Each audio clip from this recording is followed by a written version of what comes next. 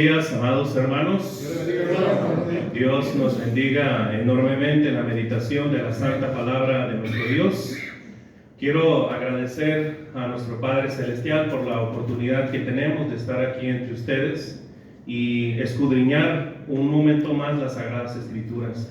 También agradecer a los varones de esta congregación por la invitación que me extendieron para compartir los temas que tenemos preparados para ustedes. Quiero también aprovechar la oportunidad para comentarles que al momento de anunciarle a la congregación que este fin de semana me iba a ausentar de la congregación, los hermanos en su mayoría me comentaron: a muchos hermanos de por allá no los conocemos, pero salúdalos fraternalmente de parte de la congregación de San Bernabé. Y no quería dejar pasar por alto eso, ¿verdad? Vamos a abrir nuestras Biblias, hermanos, como ya lo anunciaba mi hermano Felipe. Vamos a abrir nuestras Biblias ahí en Proverbios capítulo 11, versículo 29. Proverbios capítulo 11, versículo 29. Dice así la palabra de nuestro Dios: el que turba su casa heredará viento, y el necio será siervo del sabio de corazón. Hay algo bien interesante, hermanos, para poder entender este versículo 29. Si ustedes se dan cuenta, después de viento viene un punto y coma. Y luego empieza, si ustedes se dan cuenta, con una Y, ¿sí?, mayúscula. En una gramática española eso sería incorrecto. Tendría que ser una I minúscula. Sin embargo, el escritor aquí, o el que editó Reina Valera de 60, nos está tratando de decir algo sobre el versículo. Y lo que nos está tratando de decir es que este versículo, en hermenéutica particular, como lo dice Tomás de la Fuente, se le conoce como paralelismo. El paralelismo, hermanos, son prácticamente dos oraciones, a veces son tres oraciones, los que conforman un paralelismo, como lo es el Salmo 1, versículo 1. Pero en el caso del paralelismo, hermanos, a veces esas dos líneas de pensamiento, esas dos oraciones, ¿sí?, pueden corresponderse con sinónimos, o ese paralelismo, una línea con otra, pueden contraponerse. Eso se les conoce como paralelismo antitético. Pero lo que tenemos aquí, hermanos, es precisamente un paralelismo sintético. ¿Qué significa eso? Significa que el proverbista, en este caso Salomón, está tratando de construir una idea en las dos oraciones. Dice el versículo: el que turba. De antemano, ese artículo, el que, particularmente se está refiriendo, es un artículo masculino, ¿sí? Se está refiriendo al varón. Y dice, el que turba. Esa palabra es bien interesante, hermanos, porque trae la idea de cuando alguien puede estar cerca de un lago, el lago está tranquilo y uno lanza una piedra. Empieza a agitarse. A veces, hermanos, por ahí hay un efecto que se le llama el efecto mariposa, que dice con el aleteo de un colibrí o de una mariposa se puede generar una tormenta. Esa es una hipérbole, pero hay efectos naturales tan pequeños que pueden desencadenar un tsunami, hermanos. Y dice, el que turba su casa, su hogar, heredará viento, dice. El viento puede ser un símil, ¿verdad?, de la nada, pero también puede referirse a una tormenta. Esto quiere decir problemas, sufrimiento.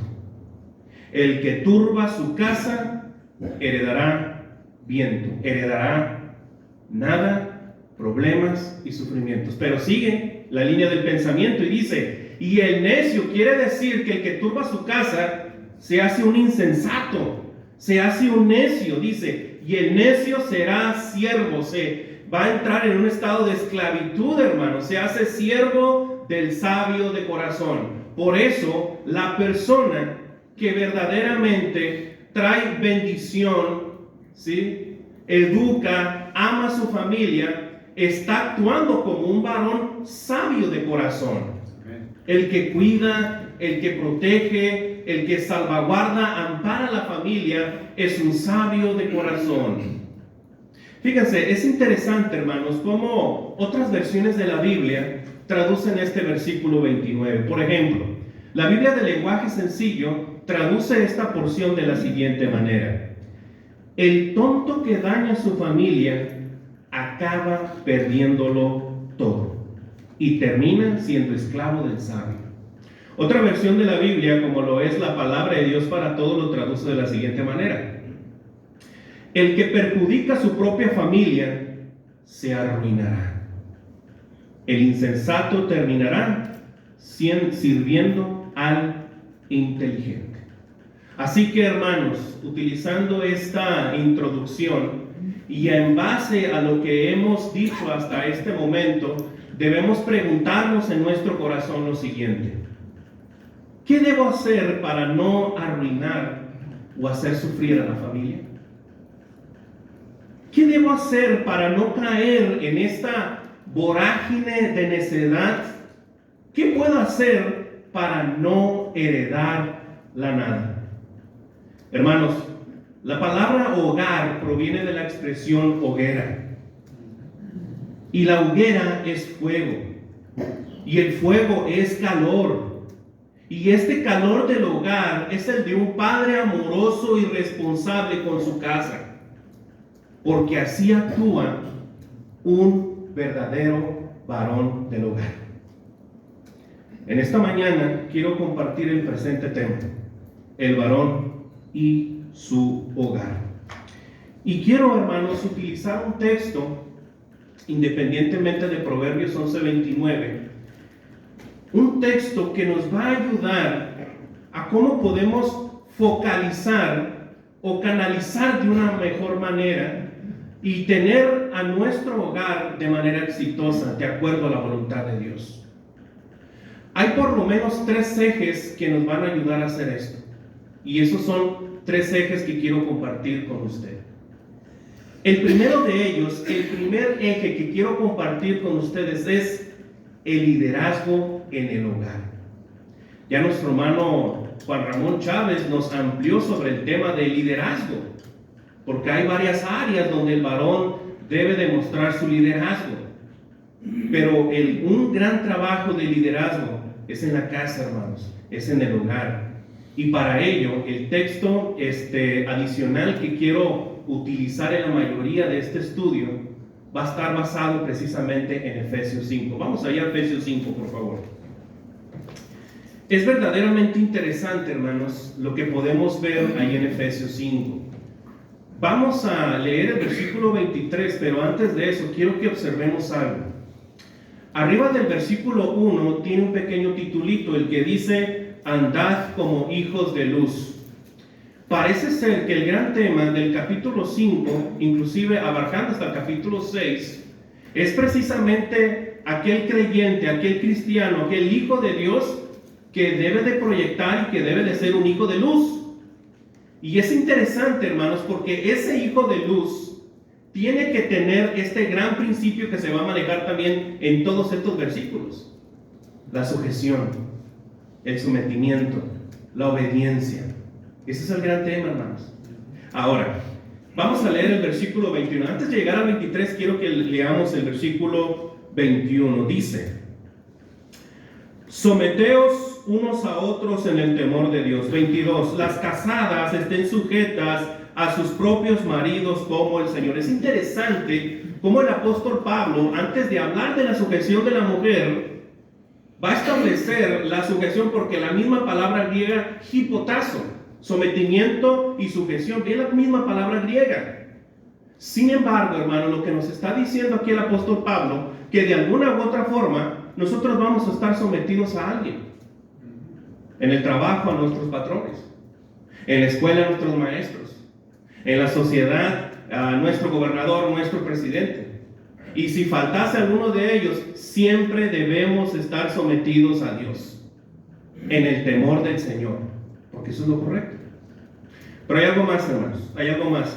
Pablo empieza con lo general y luego en el versículo 22 empieza con lo particular. Las mujeres, dice el versículo 22, las casadas estén sujetas a sus propios maridos como al Señor. Por amor al Señor, por amor a Dios, las mujeres de manera voluntaria necesitan sujetarse a sus maridos. Y luego llegamos al versículo 23. No estoy desarrollando mucho el versículo porque el 23 es el que me interesa. Dice, porque el marido es cabeza de la mujer, dice. Así como Cristo es cabeza de la iglesia, la cual es su cuerpo, y Él es su Salvador, dice. La palabra cabeza, hermanos, es un símil que está tratando de hablarnos particularmente, hermanos, de autoridad, dirección, pero sobre todo liderazgo. Esto no es algo nuevo, pero es importante decirlo, que el líder del hogar es el varón, es el esposo.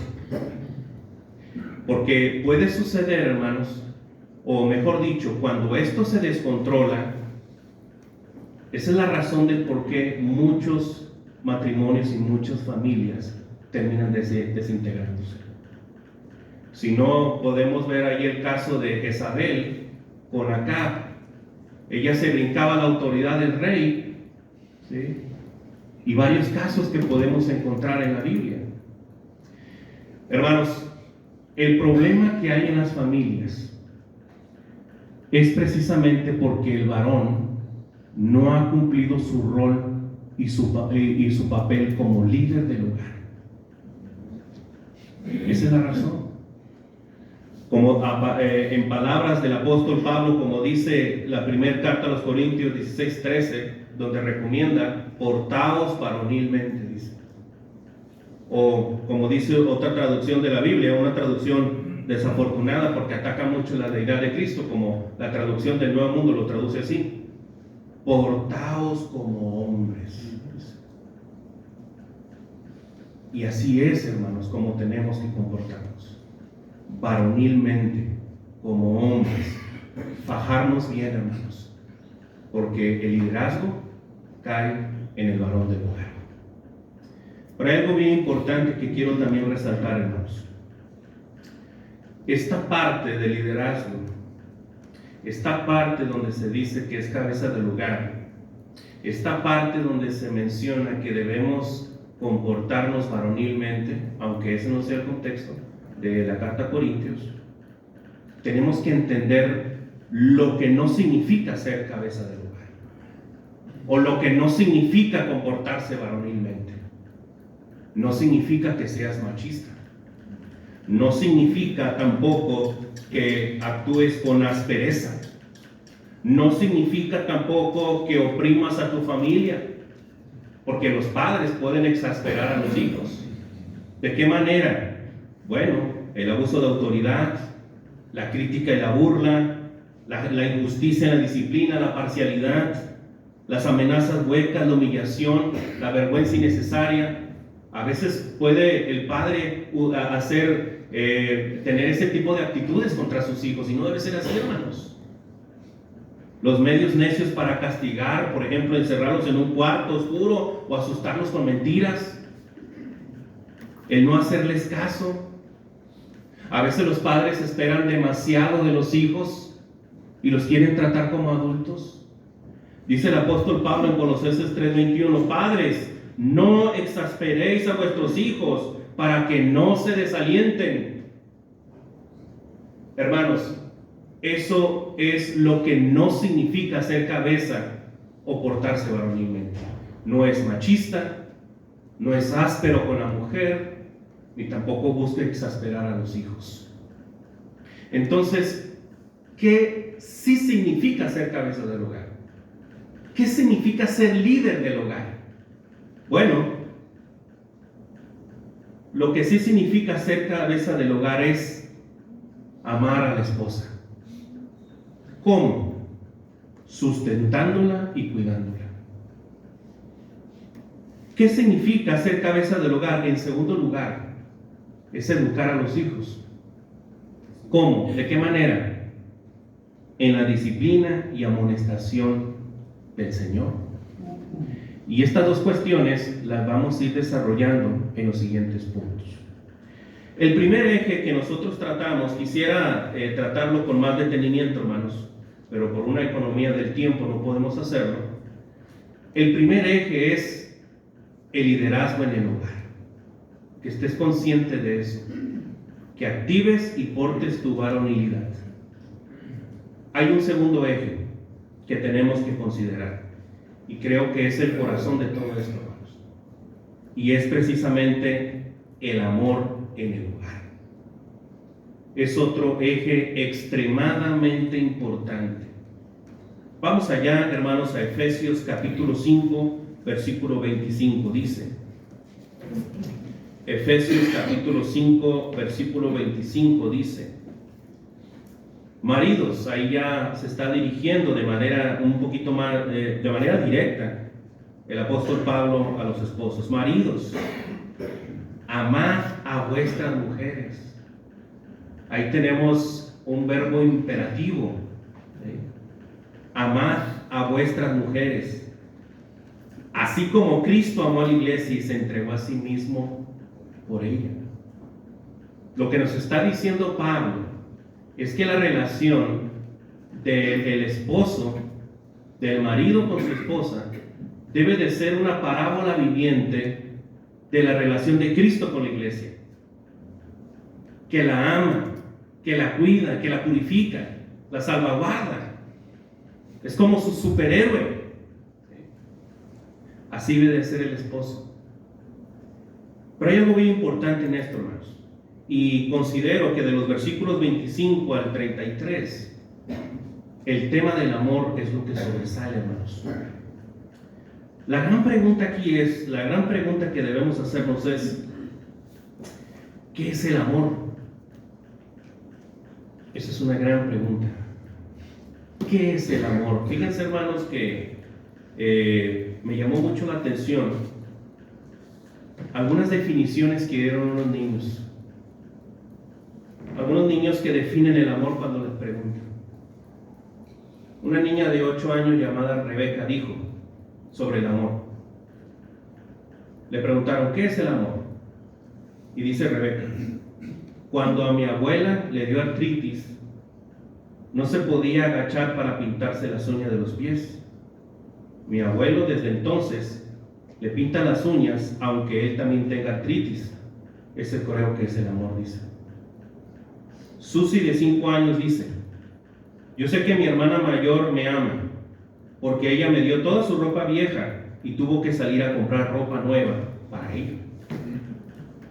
Carlitos de 5 años dice: amor es que tu papá le pida permiso a tu mamá para salir después de tener 28 años de casados. Pedrito de 6 años dice: amor es cuando tú sales a comer y ofreces tus papas fritas sin esperar que otra persona te ofrezca sus papas fritas. Anita de 4 años dice: amor es cuando tu perro te lame la cara aunque tú lo dejas solo todo el día. Emilia de 8 años dice: amor es cuando la mamá ve al papá sucio y de mal olor y dice que es más guapo que Brad Pitt. Es interesante la perspectiva de estos niños acerca del amor, pero para nosotros, hermanos, ¿cómo podríamos definir el amor? ¿Un sentimiento? Dice Jeremías, en Jeremías 17:9, engañoso es el corazón y perverso, ¿quién lo conocerá? Parece ser que el amor del que se está hablando en Filipenses 5:21 supera el sentimiento. ¿Será acaso el amor una pasión? El apóstol Pablo en 2 Timoteo 2:22 dice: huye de las pasiones juveniles. Entonces el amor va más allá de la pasión. ¿Y qué decir, hermanos, si definimos al amor como una virtud? Como viendo todas esas cualidades que tiene la persona. ¿Y qué pasa cuando empiezas a descubrir sus defectos? la vas a dejar de amar. Dice el Señor ahí en Mateo 5:44, amad a vuestros enemigos, dice. Bendecid a los que os maldicen, porque del amor que estamos considerando supera esas barreras, hermanos, de los defectos, de la enemistad. ¿O qué decir del amor como una convicción? Dice, conocemos muy bien Hebreos 11:1, es pues la certeza de lo que se espera, la convicción de lo que no se ve. Tú puedes tener mucha esperanza, mucha certeza o convicción por la persona, pero ¿qué pasa cuando te defrauda? ¿Qué pasa cuando ya no crees en ella? Creo que del amor que estamos tratando aquí supera todo eso, hermanos. Los griegos, hermanos, tenían algunas perspectivas del amor y lo clasificaban mínimo en 3, y una cuarta fue agregada por los cristianos. La primera de ellas es el amor eros. De ahí viene la palabra erotismo. El amor eros es el amor derivado de la atracción física. Te amo porque me atraes. Luego viene el amor estorge, que es el amor derivado de los lazos consanguíneos. Te amo porque pues eres mi hijo. Te amo pues porque eres mi papá, mi mamá. Se encuentra el amor filos, y los griegos hasta ahí llegaban, ¿sí? Que es el derivado del afecto y de la amistad. Te amo porque me caes bien. Te amo porque nos llevamos muy bien, tenemos gustos similares. Pero el cristianismo inventó una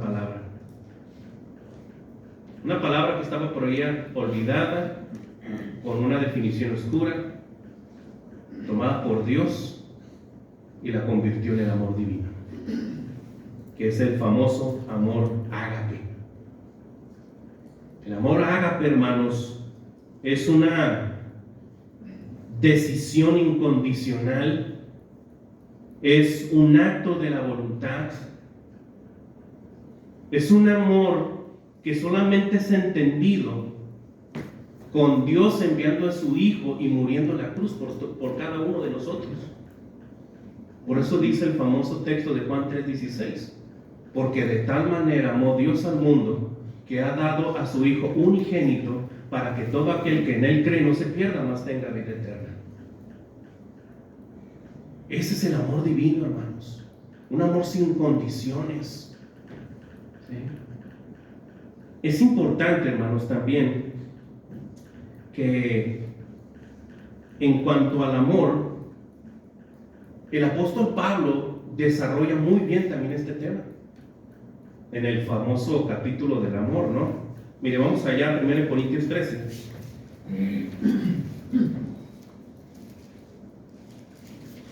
Considero que todos conocemos ese texto.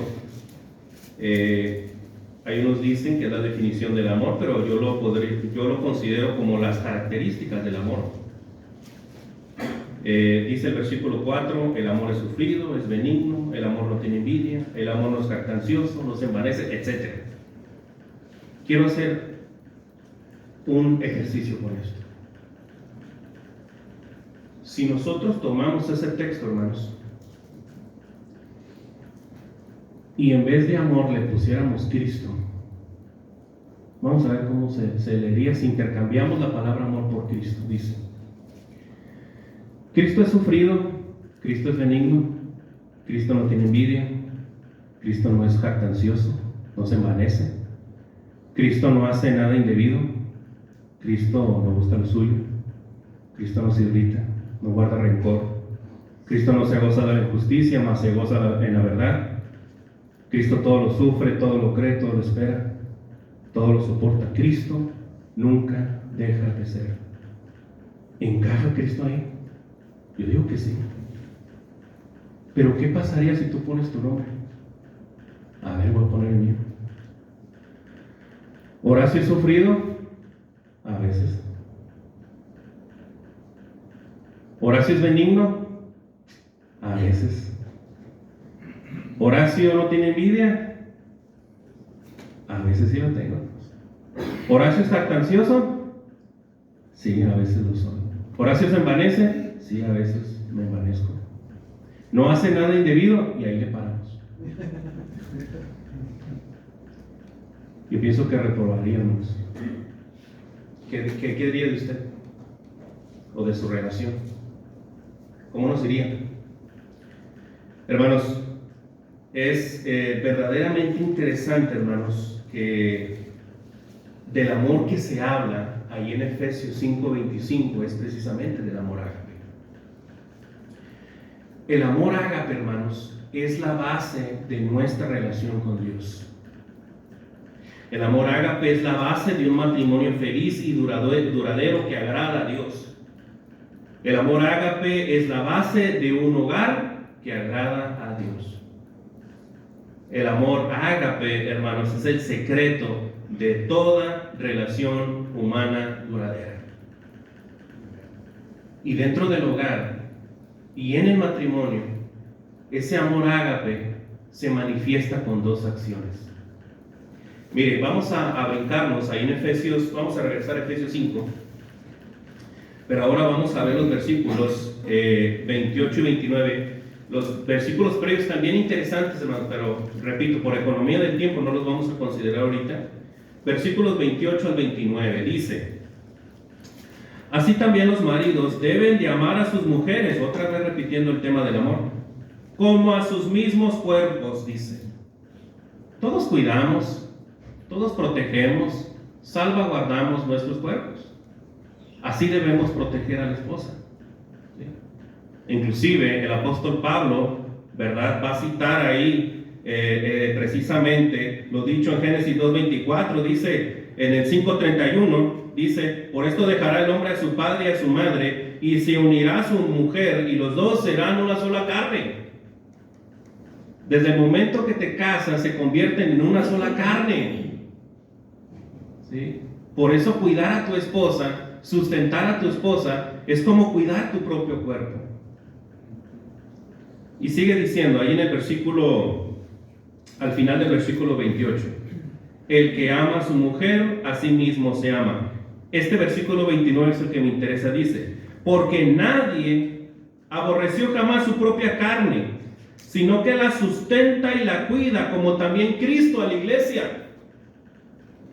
La sustenta y la cuida. La palabra sustenta, hermanos, es la palabra griega ektrefo, hermanos, que significa tomar algo y llevarlo a la mesa.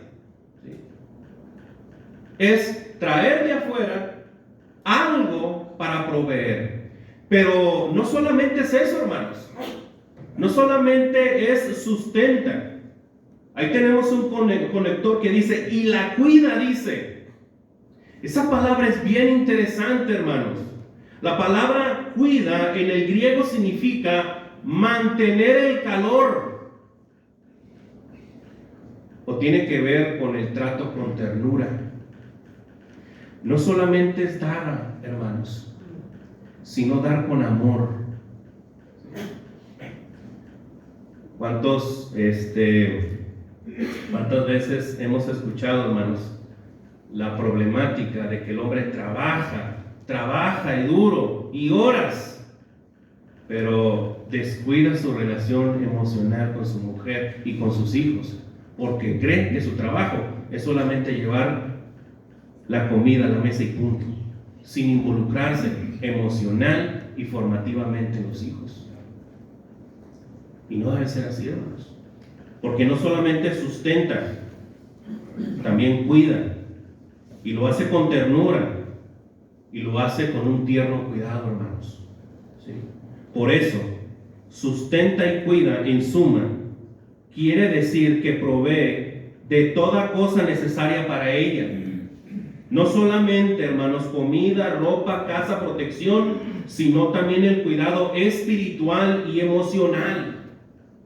Eso es lo que decía en los versículos 26 y 27, hermanos.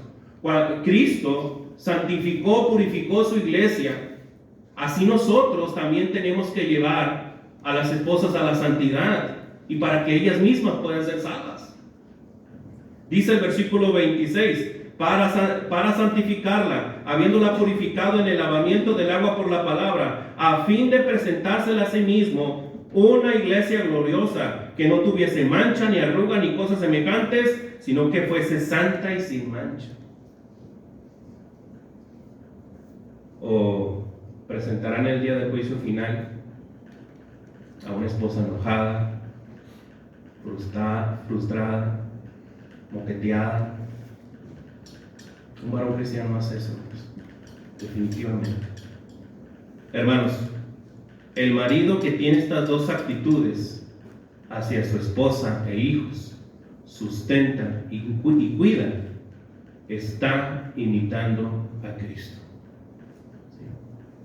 Y ese es el segundo eje, el eje del amor. Vamos sobre el tercer y último eje. La educación en el hogar, hermanos. Vamos al capítulo 6, por favor. Lo primero, hermanos, que debemos de considerar en este tercer eje, que tiene que ver con la educación en el hogar, hermanos. Hay algo muy importante allí en el capítulo 6, versículo 1 al 3. Y tiene que ver precisamente, hermanos, con el ejemplo paternal de la honra. Nuestro hermano Paco hace un momento hablaba acerca del ejemplo. El ejemplo de los padres o del padre con los hijos es muy trascendental, es muy relevante. Vamos a ver por qué. Versículo 1 dice: hijos, obedecer en el Señor a vuestros padres. Creo que todos los que estamos aquí o hemos sido hijos o somos hijos, porque tenemos a nuestros padres vivos. Y sigue diciendo, porque esto es justo, esto es lo recto, esto es lo apropiado delante de Dios. Y sigue diciendo el versículo 2, honra a tu padre y a tu madre, que es un mandamiento que venía desde la antigüedad. Ahí en Éxodo 20:12 y Deuteronomio 5:16. Honra a tu padre y a tu madre, que es el primer mandamiento con promesa. Probablemente es el primer mandamiento que tiene que ver con las relaciones con nuestros prójimos, pero hay bendición, hermanos. Aquellos hijos que obedecieron a los padres, hay una tremenda bendición. Dice el versículo 3, para que te vaya bien, dice, y seas de larga vida sobre la tierra, dice. No solamente por parte de la bendición de Dios, porque a Dios le agrada ver a hijos obedientes, ¿sí?, sino que también por el consejo de los padres, que el hijo o la hija puede alargar su vida sobre la tierra. Pero hay una palabra bien interesante, hermanos. La mayoría de ustedes probablemente ya son padres. Y uno podría pensar, bueno, eso de honra a tu padre y a tu madre, a lo mejor ya no aplica para mí. Pero no es así, hermanos. La palabra honra es una palabra bien interesante, hermanos. La palabra honra proviene del griego, significa, o es timao, que significa mostrar respeto o dar reconocimiento, ¿verdad? Y esto se demuestra por lo regular por medio de una acción que demuestre esa honra. El diccionario Swanson dice que timao también significa asistir financieramente, ¿sí?, proveer ayuda o asistencia financiera a los padres, y particularmente a aquellos que ya están en la tercera edad, hermanos. Cuando los hijos crecieron y son padres, estos padres tienen sus viejos, tienen a sus papás. Ahí es donde nosotros también podemos honrarlos, hermanos, ayudándolos, no abandonándolos. ¿Por qué? Porque ese ejemplo lo van a ver tus hijos. lo van a observar. Y el ejemplo arrasa, hermanos. Fíjense, hermanos, que tristemente, ahí en la congregación donde servimos, en menos de un año, 3 hermanas desde la tercera edad fueron abandonadas prácticamente en su totalidad por los hijos. Hermanas que requerían el cuidado médico, que necesitaban el apoyo. La iglesia intervino definitivamente, pero es muy triste ver que la condición de la sociedad es de abandono hacia los padres viejos. Es una soledad lo que ellos viven. Si tú tienes a papá o a mamá con vida, dale gracias a Dios por ellos y no los abandones. Llámales, visítalos. A veces hay hermanos, también sucede otros casos, que son muchos hermanos y solamente uno es al que le carga la mano. También hay que estar consciente de eso, hermanos. La iglesia hace su trabajo, pero también Pablo dice que las viudas, pues busquemos también a los familiares para que se comprometan. Yo, siguiendo el ejemplo de Pablo, me metí en problemas con una familia por eso. Entonces, aunque fui amable, no fui ni grosero ni nada, ¿verdad? Y se molestaron. Ya no querían dejar ir a la hermanita a la iglesia. Entonces, en la iglesia, tristemente podemos encontrar esos casos. Hermanos, para que un padre sea respetado y honrado por los hijos, primero debió honrar a papá y a mamá. Por eso es importante esto que dice el apóstol Pablo en el versículo 2. Honra a tu padre y a tu madre. Hermanos, hay algo interesante sobre la educación en el hogar. Porque esto va enfocado a los hijos, pero eso no quiere decir que tú estás exento de eso. Mira lo que dice el capítulo 6, versículo 4. Dice: y vosotros, padres, ya va dirigido para los padres, no provoquéis a ira a vuestros hijos, eso ya lo analizamos, sino criadlos. Esa es la palabra griega ektrefo que vimos en sustenta, es la misma, nomás que ahí se tradujo como criadlos. Sino criadlos en disciplina y amonestación del Señor. La disciplina, paideia, se refiere a la formación no solamente emocional, sino también moral y espiritual, hermanos. El padre debe de estar involucrado en esas cosas, en el crecimiento de su hijo, en su formación. A veces queremos que la madre solamente haga eso, o que la escuela haga eso. A veces ni siquiera conocemos qué le están enseñando. Padre, involúcrate en la educación de tus hijos. ¿Sí? Pero hay algo interesante en esto, que no solamente es disciplina, hermanos, es educación, sino también amonestación. Strong, la palabra amonestación la define como reprensión suave, porque a veces pensamos que amonestación es gritonearle, humillarles, cometiendo toda clase de opresión contra los niños. Yo sé que ahorita el gobierno y las instituciones, ¿verdad? Por cualquier cosa, ¿verdad? Ya quieren encerrar a los padres, ¿verdad? Hasta por regañar a los niños, ¿verdad? Entonces, los padres están viviendo un momento verdaderamente difícil, hermanos, en cuanto a la educación de los hijos, con toda esta avalancha que hay precisamente con el movimiento LGTB. ¿Sí? Y con mayor razón debe de estar involucrado, con mayor razón.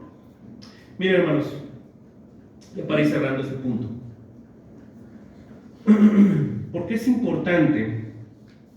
¿Por qué es importante la disciplina y amonestación en los hijos? Quiero dar rápidamente 5 versículos en el libro de Proverbios. Repito la pregunta. ¿Por qué es importante la disciplina y amonestación en los hijos? Número 1, porque de esta manera muestras el amor. Dice Proverbios 13:24, el que detiene el castigo a su hijo aborrece, mas el que lo ama desde temprano lo corrige. ¿Por qué es importante la disciplina y amonestación en los hijos? Número 2, porque hay esperanza para educarlos y enderezarlos, hermanos. Dice Proverbios 19:18, castiga a tu hijo en tanto que hay esperanza, para que no se apresure tu alma para destruirlo, dice. Castígalo, corríjalo, pero no lo destruyas, no lo desalientes. Inclusive el hermano David Cárdenas siempre nos decía que la palabra disciplina significa salvando la mente. Tercero, ¿por qué es importante la disciplina y amonestación en los hijos? Porque lo librarás de la necedad de su corazón. Dice Proverbios 22:15, la necedad está ligada en el corazón del muchacho, mas la vara de la corrección la alejará de él, dice. Número 4, ¿por qué es importante la disciplina y amonestación en los hijos? Número 4, porque los salvará su vida de la muerte. Mire lo que dice Proverbios capítulo 23, versículos 3 y 14. No rehúses corregir al muchacho, porque si lo castigas con vara no morirá. Lo castigarás con vara y librarás su alma del Seol. Fíjese. Número 5. Porque le dotarás de sabiduría, hermanos. Dice Proverbios 29:15. La vara y la corrección dan sabiduría, mas el muchacho consentido avergonzará a su madre. Ahí podemos ver 5 razones, ¿verdad?, de por qué es importante la disciplina y amonestación en el Señor.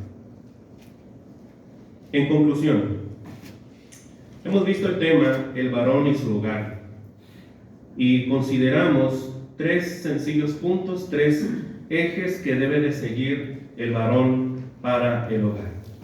Y dijimos acerca del primer eje, liderazgo, y en este punto analizamos lo que significa y lo que no significa ser cabeza o comportarse varonilmente. Número 2, el eje del amor, y en este punto consideramos el amor ágape, y dijimos también que se manifiesta por medio de 2 acciones: sustentación y cuidado. El tercer eje que nosotros mencionamos fue la educación. Y en este punto, hermanos, priorizamos la crianza de los hijos en la disciplina y amonestación del Señor. Hermanos, quiero terminar este estudio con la siguiente reflexión y consejo. ¿Usted recuerda cómo empezamos este estudio? Recuerda que empezamos con Proverbios 11:29, con la insensatez trayendo tormentas, problemas a la familia. ¿Lo recuerda? Esto me hace pensar en aquel hermoso pasaje donde Jesucristo estaba dormido en medio de una gran tormenta en el corazón del mar de Galilea. Los discípulos le reprocharon irreverentemente al maestro su falta de cuidado y amor. Pero lo que ellos no recordaban es que el Señor les había dicho antes de subir a la barca: pasemos al otro lado. Y así fue como aconteció, hermanos. Entonces, en medio de la tormenta, Jesús calmó el viento y el mar, y llegaron salvos a la playa de Gadara. La gran enseñanza aquí, hermanos, la gran enseñanza aquí es que no importa la tormenta que estés padeciendo en este momento, porque si Jesucristo está en medio de la barca de tu hogar, en cualquier momento puede levantarse el Señor y decirle al sufrimiento y al problema: cálmate, sosiégate. Mi hermano, si Jesucristo está al centro de tu familia, es posible que tú y tu casa lleguen juntos a las costas del cielo, porque es todo lo que desea un padre: que la esposa, que los hijos, que los nietos puedan llegar al cielo, ¿o no? Pero esto será posible si Jesucristo es el centro de tu familia. Dios les bendiga.